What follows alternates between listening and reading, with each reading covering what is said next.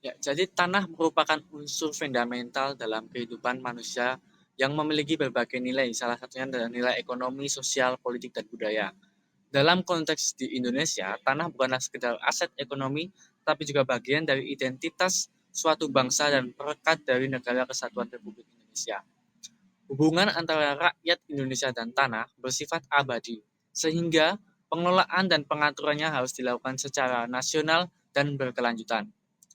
Permasalahan pertanahan sering seperti sengketa tumpang tindih hak atas dan juga ketidakpastian hak status kepemilikan tanah mendorong pemerintah untuk menghadirkan kebijakan yang seharusnya mampu memberikan kepastian hukum bagi masyarakat Indonesia. Selanjutnya, pendaftaran tanah sistematis lengkap atau PTSL hadir sebagai program pemerintah yang bertujuan membantu masyarakat memperoleh sertifikat tanah secara sistematif, kolektif, dan menyeluruh. Program ini berlandaskan pada Instruksi Presiden Nomor 2 Tahun 2018 serta Peraturan Menteri ATR atau BPN Nomor 6 Tahun 2018. Berbeda dengan program pendaftaran tanah sebelumnya, PTSL dilaksanakan secara masif dan diawasi langsung oleh Presiden. Melalui program ini, pemerintah berupaya mewujudkan Indonesia sebagai negara dengan sistem pertanahan yang tertib, transparan, dan memiliki data pertanahan yang lengkap serta valid. Baik, selanjutnya pada tahapan pelaksanaan PTSL. Pelaksanaannya harus dilakukan melalui tahapan yang sistematis dan terstruktur. Tahap awal harusnya dimulai dengan persiapan dan penyuluhan kepada warga masyarakat agar memahami tujuan, manfaat, dan prosedur yang harus dilakukan dalam pelaksanaan PTSL. Dilakukan pengumpulan data yuridis yaitu dokumen-dokumen yang membuktikan penguasaan ataupun kepemilikan tanah, serta pengumpulan data fisik melalui pengukuran dan pemetaan bidang tanah yang benar-benar ada dan bukan dibuat-buat ataupun bahkan dimanfaatkan dan dipalsukan.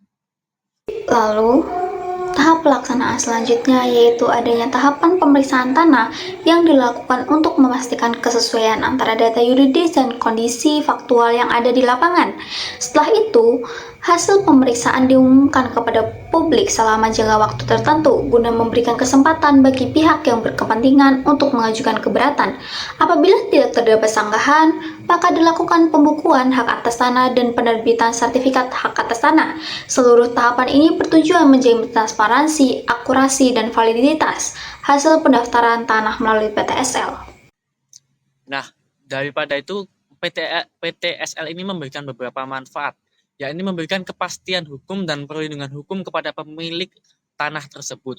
Dengan sertifikat tanah, masyarakat terlindungi dari potensi-potensi sengketa dan klaim sepihak dari berbagai macam oknum yang tidak bertanggung jawab.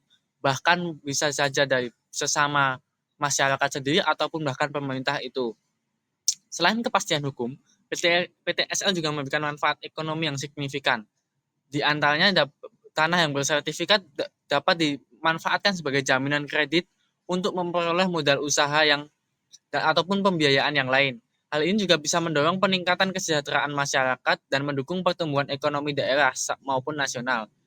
Hal ini juga berperan dalam mencegah praktik mafia tanah melalui sistem pendaftaran yang transparan dan terdokumentasi dengan baik. Ini akan memberikan manfaat yang benar-benar berdampak kepada masyarakat untuk mencegah hal-hal yang sekiranya dapat merugikan masyarakat tersebut. Lalu selanjutnya adanya hambatan pelaksanaan PTSL. Pelaksanaan PTSL masih menghadapi berbagai hambatan. Keterbatasan sumber daya manusia dan anggaran menjadi kendala utama dalam percepatan sertifikasi tanah, terutama di daerah terpencil. Selain itu, sengketa tanah khususnya yang berkaitan dengan hak ulayat dan tanah adat sering menghambat proses pendaftaran karena memerlukan penyelesaian yang kompleks. Hambatan lainnya adalah rendahnya pemahaman hukum masyarakat mengenai pentingnya sertifikat tanah. Banyak masyarakat yang belum menyadari bahwa sertifikat tanah merupakan jaminan hukum atas kepemilikan tanah, sehingga partisipasi dalam program PTSL belum optimal. Nah, dari hambatan yang sebelumnya telah dijelaskan, kita beralih ke solusi untuk melaksanakan PTSL.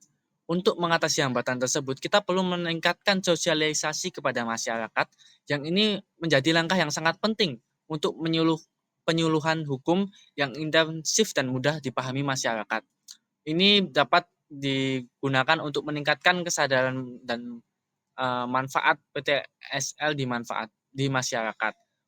Pemanfaatan teknologi informasi juga sangat dibutuhkan. Selain itu, pemetaan secara digital dan sistem pendaftaran secara elektronik juga dapat meningkatkan efisiensi dan akurasi pertanahan. Namun tentu memiliki berbagai macam hal yang harus ditingkatkan melalui sumber daya manusianya. Selain itu, penyempurnaan regulasi yang adaptif dan kondusif di lapangan perlu terus ditingkatkan agar regulasi yang kuat dan responsif akan mendukung pelaksanaan PTL secara lebih efektif, transparan, dan tentunya inklusif.